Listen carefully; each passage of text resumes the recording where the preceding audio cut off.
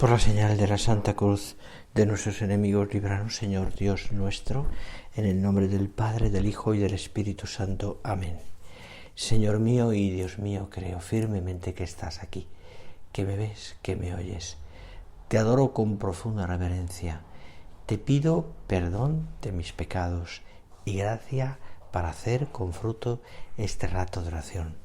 Madre mía Inmaculada, San José, mi Padre y Señor, Ángel de mi guarda, interceded por mí. Comenzamos esta primera meditación del retiro. Lo hacemos en este tercer domingo de Adviento, el llamado Domingo Gaudete, en el que la Iglesia, en el camino del Adviento, camino de oración y de penitencia, se para un momento para recordarnos que pronto, muy pronto, viene el Señor. Por eso dice, alegraos siempre en el Señor, empieza así la antífona de entrada. Os lo repito, alegraos, el Señor está cerca. Son palabras estas de la antífona de la carta a los Filipenses de San Pablo. Ya al final de la carta dice esto San Pablo, despidiéndose de los filipenses, les recuerda que el Señor está ya muy cerca. Y hoy escucharemos también en la oración colecta de la misa estas palabras. Oh Dios, que contemplas como tu pueblo espera con fidelidad la fiesta del nacimiento del Señor, concédenos llegar a la alegría de tan gran acontecimiento de salvación, y celebrarlo siempre con solemnidad y júbilo desbordante. Le pedimos al Señor que estemos preparados durante estos días, nos preparemos durante estos días para llegar bien a ese momento y poder celebrarlo con la solemnidad que requiere en todos los sentidos y también con una gran alegría. Concédenos, fijaros que está repetido en la colecta la palabra alegría 2 veces. Llegar con alegría y celebrarlo con gran alegría. Gaudete siempre os digo, alegraos siempre en el Señor.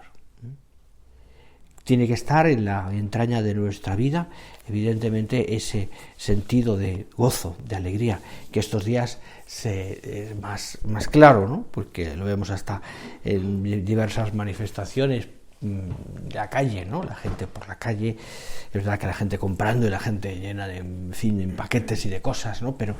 Pero al mismo tiempo la alegría que se ve en muchas caras, en muchas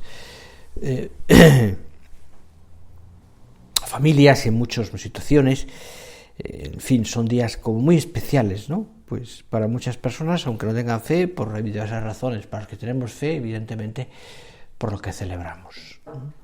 Y lo que celebramos se centra, ¿no? Por así decirlo, pues se centra en la figura de nuestra Madre Santa María. De ella vamos a hablar en esta primera meditación del retiro. Especialmente alrededor de lo que es el misterio, el acontecimiento más bien de la Anunciación. La Anunciación. Lo hemos hecho estos días también en la novena de la Inmaculada, lo hemos recordado y lo seguimos haciendo porque para nosotros es un momento muy especial, ¿no?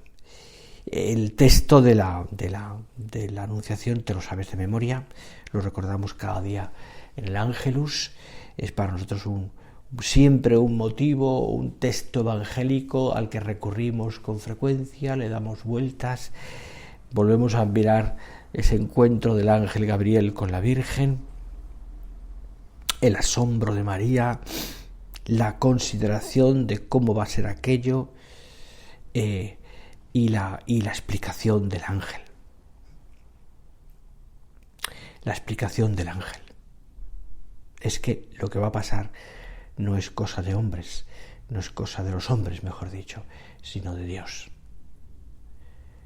Es que es el Espíritu Santo quien hará sobre ti la concepción, en tus purísimas entrañas, que no dejarán de ser purísimas.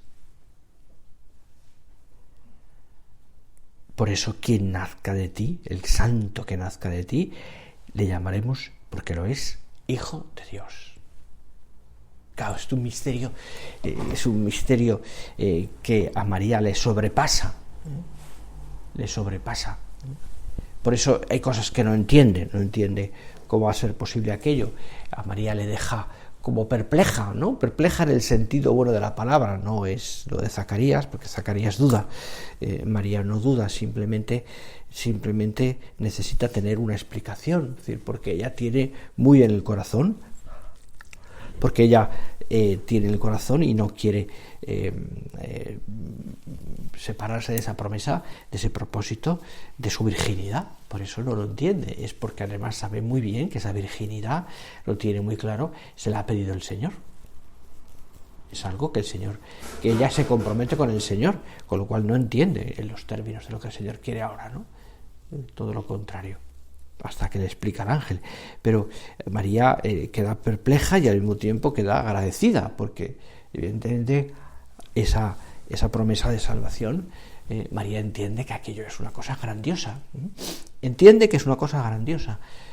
Los términos, el modo, cómo será, cómo hará el Señor la cosa, pues ya es otro tema, ¿no?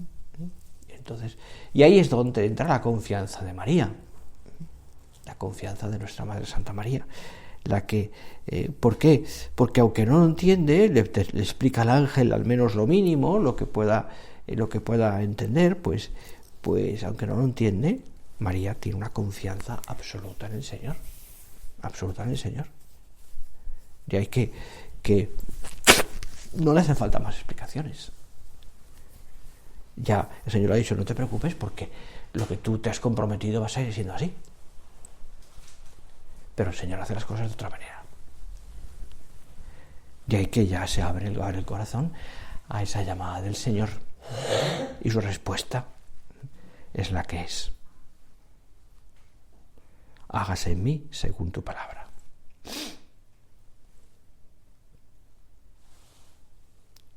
Fijaros la plenitud de los tiempos. Gracias a la venida de Dios a la tierra, el tiempo humano, iniciado en la creación, ha alcanzado su plenitud, dice Juan Pablo II.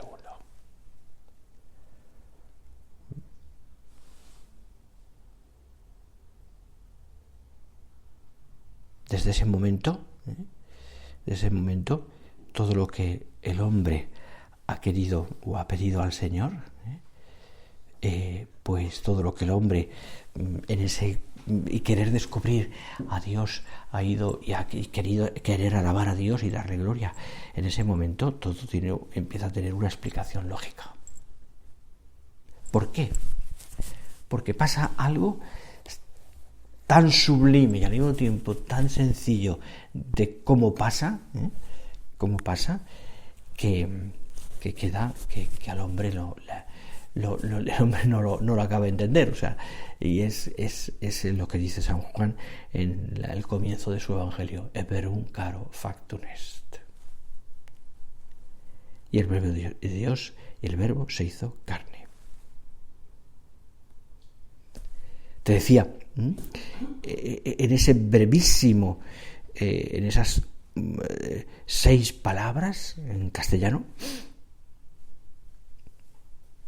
4 en latín, pues está resumido el misterio de la encarnación, que tiene mucho más explicación, evidentemente, pero ahí está, la encarnación del Hijo de Dios.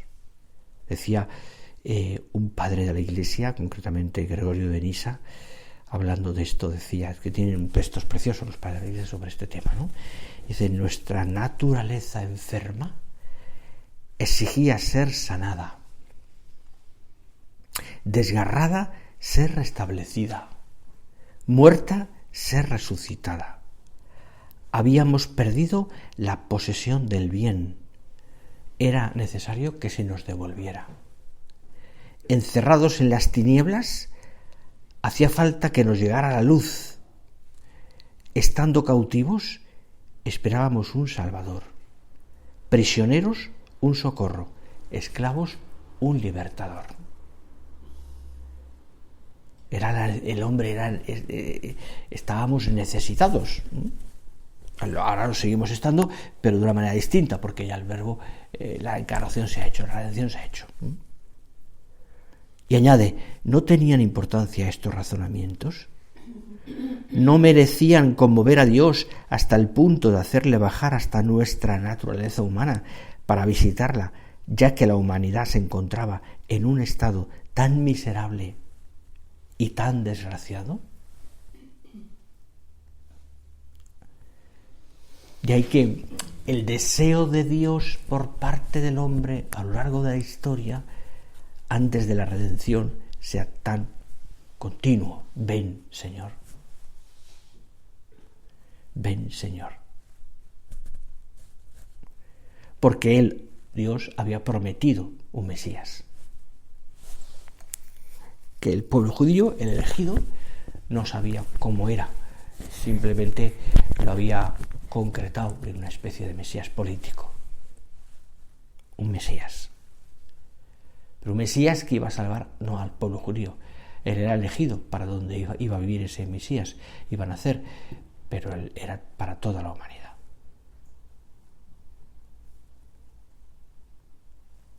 Para toda la humanidad.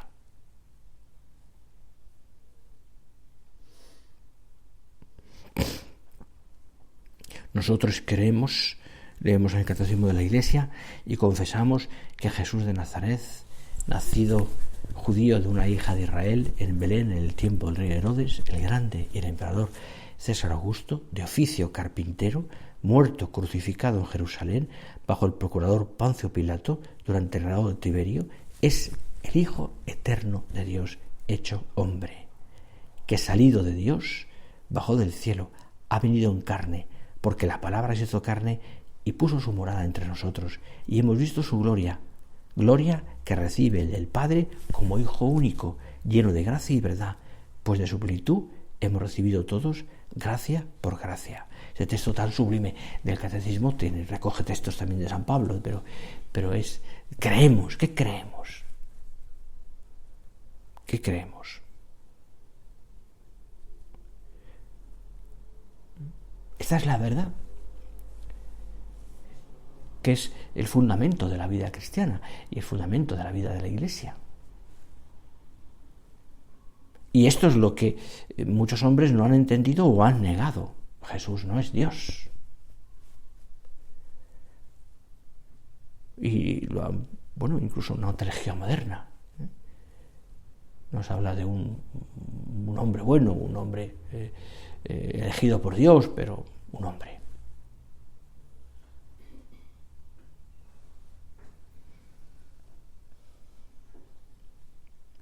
Pero tenía que ser así. Tenía que ser así. Porque la vida de Cristo en la tierra me obliga a mí a tomar postura. Me obliga a mí a creer o a no creer. A ir con Dios o contra Dios.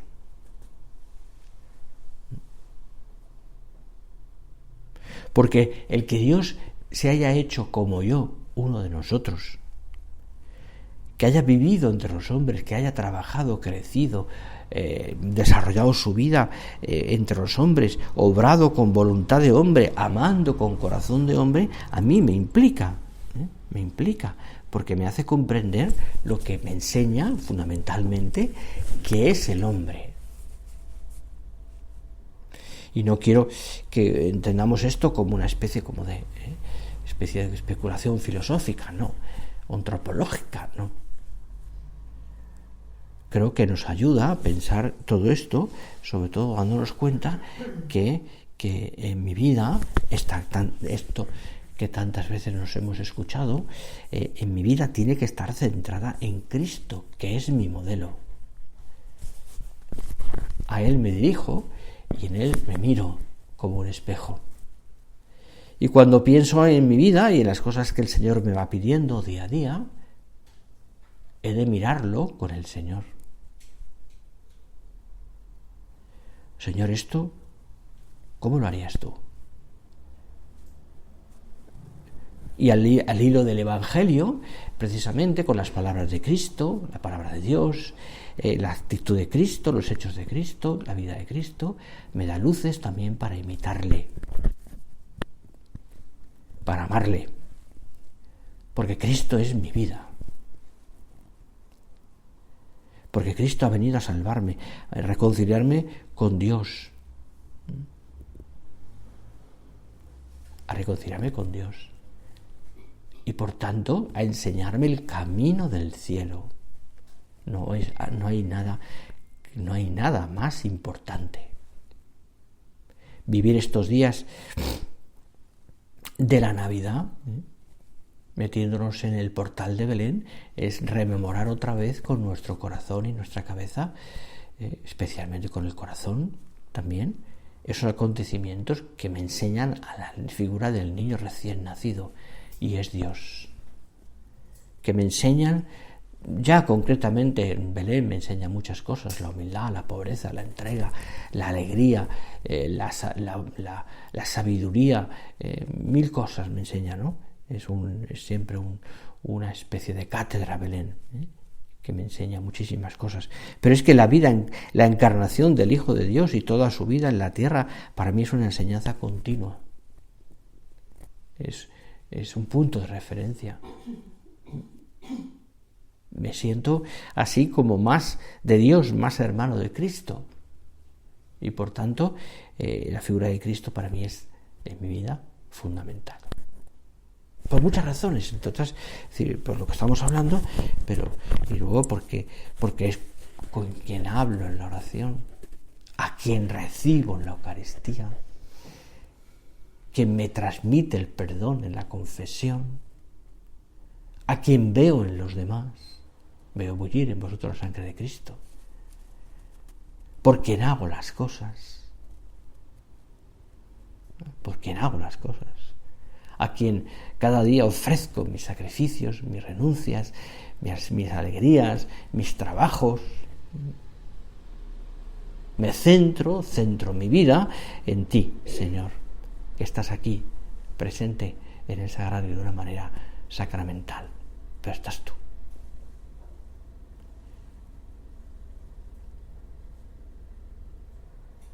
Estás tú, Señor.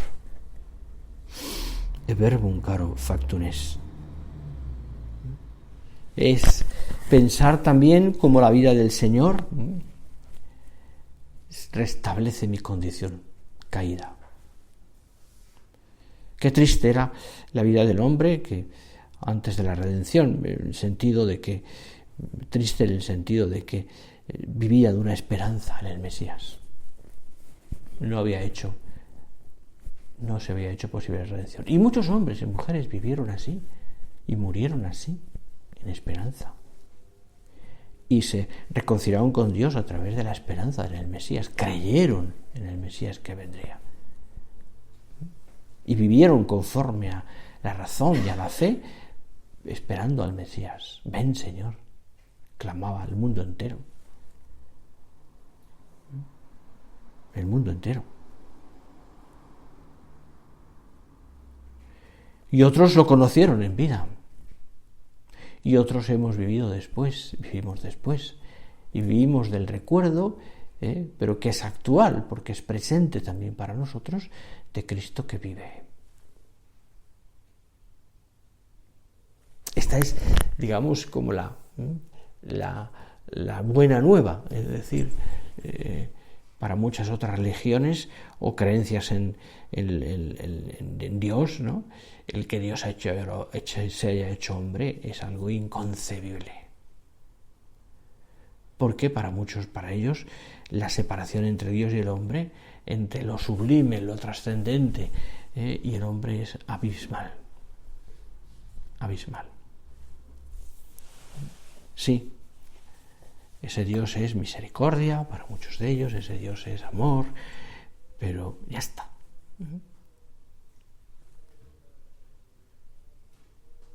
Ya está. No, nosotros queremos que Dios esté con nosotros. Por eso es inconcebible para muchos de ellos. Pienso en protestantes y en la presencia de Dios aquí en el sagrario. Es inconcebible esto. evidentemente.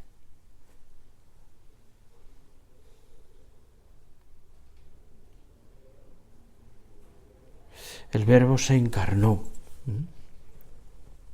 para que nosotros también conociéramos el amor de Dios. Para que fuera realidad aquello de tanto amó Dios al mundo, que dio a su único Hijo, para que conociéramos el amor de Dios. Que no sean palabras como muy repetidas y rutinarias o manidas esto del amor, sino que lo entendamos como lo que realmente es. Ya el hecho concreto de la encarnación, que Dios se haya hecho hombre, que está entre nosotros, que haya se ha hecho una criatura nacida en Belén, es el evangelio del amor, por así decirlo, es la manifestación de amor. Pero esto es una realidad, no son palabras bonitas que endulzan nuestra vida, que también, es decir, en el sentido de que nos llevan a la ternura, de entender también a Dios que se hace niño, por supuesto, pero sino que son una manifestación de que Dios te está diciendo a través de esto: no sabes cuánto te quiero. No sabes cuánto te quiero. A ti, hombre. En el fondo porque somos imagen suya, semejanza suya. Y a Dios le gustaría verse reflejado en nosotros. Y nos está diciendo eso: no sabes cuánto te quiero.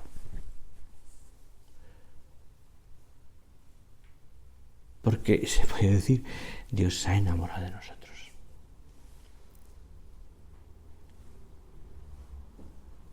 Otra cosa es cómo lo correspondemos nosotros.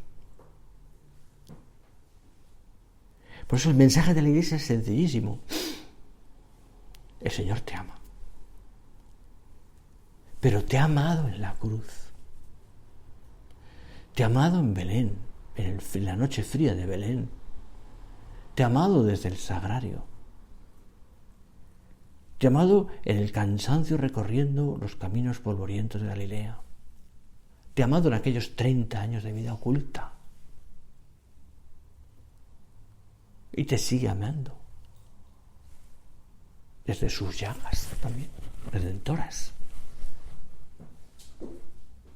Tenemos que sentir y conocer profundamente el amor de Dios. El amor de Dios. Y por tanto, fijaros, y esta es otra consecuencia lógica de esto que estamos meditando esta mañana, es siempre un modelo de santidad. Y ahí aparecen muchísimas frases del Evangelio que nos hablan de eso, ¿no? Yo soy el camino, la verdad y la vida. Tomad vosotros mi yugo, aprended de mí, etcétera, etcétera, etcétera. Hay muchas, ¿no? Escuchadle.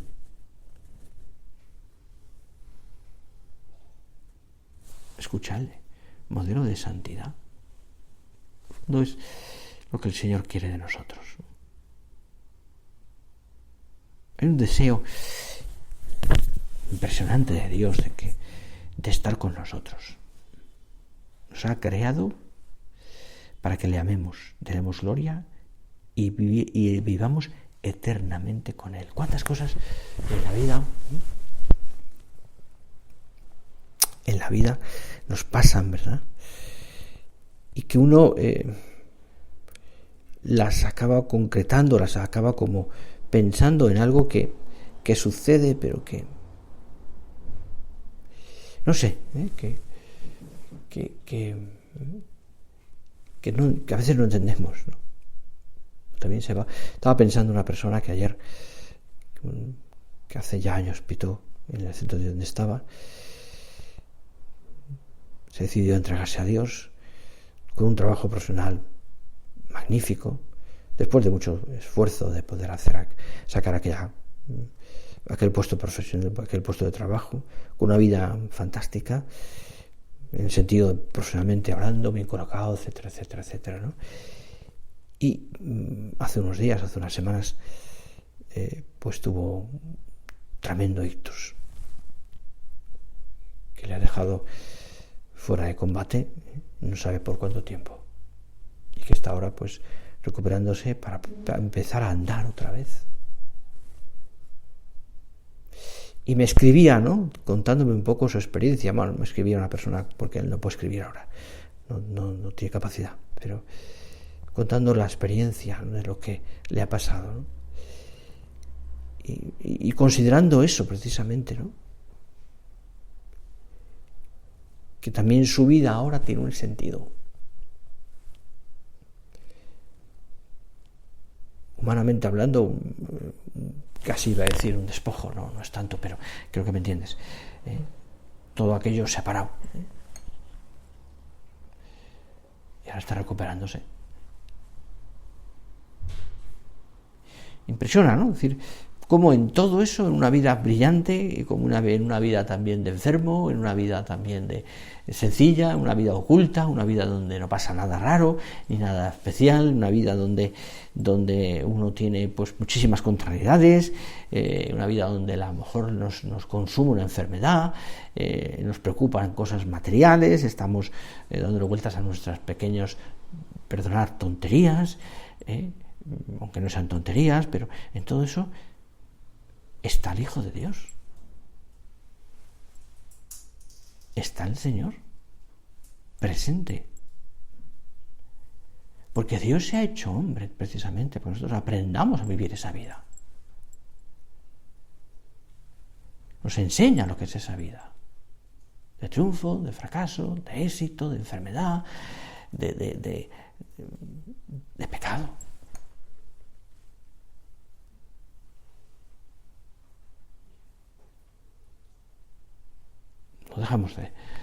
No deja de querernos el Señor, porque ofendamos a Dios. Tiene esto mucho que ver, pero ya no da tiempo, pues lógicamente con la dignidad humana, era que hoy es tan controvertida y tan puesta en tela de juicio, ¿no? La dignidad humana, que está, fijaros, ¿no?, está centrada en Cristo. ¿De dónde viene la dignidad del hombre? De que somos, de que existimos por querer de Dios, y además que somos hijos de Dios. Dios nos ama sencillamente porque somos, porque existimos. Le importa poco todo lo demás. Y en nuestra existencia nosotros aprendemos a imitar a Cristo, porque Él fue, existe y existió en la tierra. Que estas consideraciones nos lleven también a pensar en todo esto, a rezarlo, ¿no?, en esta mañana de retiro, quienes la hagáis, y que nos sirvan también, te diría yo, pues para prepararnos un poquito más profundamente para estos días de Navidad. El Verbo se hizo carne. Eso es lo que cantaremos, ¿no?, y rezaremos el día de Navidad. Y celebraremos con gran alegría, como hemos dicho hoy, como decimos hoy en la antífona de la misa: alegraos en el Señor. Dios está cerca, Dios está con nosotros ya. A María Santísima y a San José se lo pedimos.